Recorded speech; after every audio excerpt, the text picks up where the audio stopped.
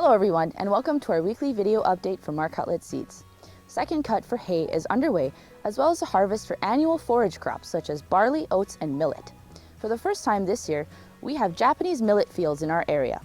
Japanese millet can yield very well if given enough nitrogen and provides a higher feed value than oats. You can get 2 or maybe even 3 cuts in a season. With so many annual crops this year, we've got the question a lot, can I seed my alfalfa this year to establish for next year? And the answer is yes, but only if you do have adequate moisture. It's important that we allow that seed enough time to germinate, grow, and establish its root reserves all before the first frost. We'd say that this is acceptable before August 10th to minimize your risk.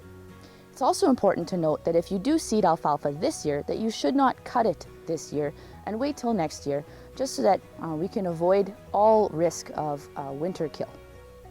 If you're not seeding alfalfa, North Star has some other options that you could establish this fall. Fall rye is also a good option because you can seed it later into the fall and harvest it typically in that first week of June, which allows you to follow up with another crop. I'm in a grain corn plot near Steinbach, Manitoba, where we'd like to spotlight the P7861AM. This product has an outstanding Goss's wilt rating and great mid to late season stalk integrity. We're seeing early signs of great yields, and we're looking forward to seeing this one on the way wagon.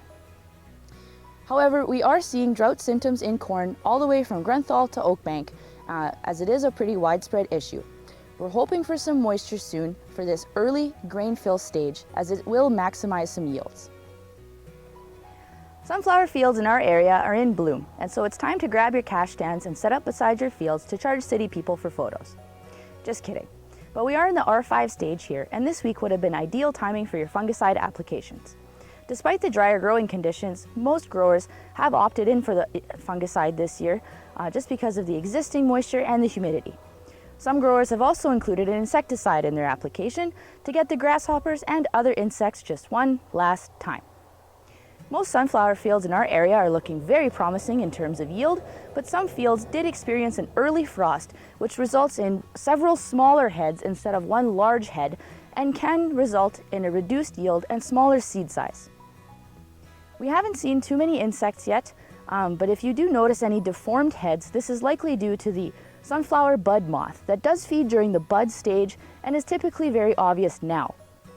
If you have any questions about your sunflowers, please do not hesitate to contact us.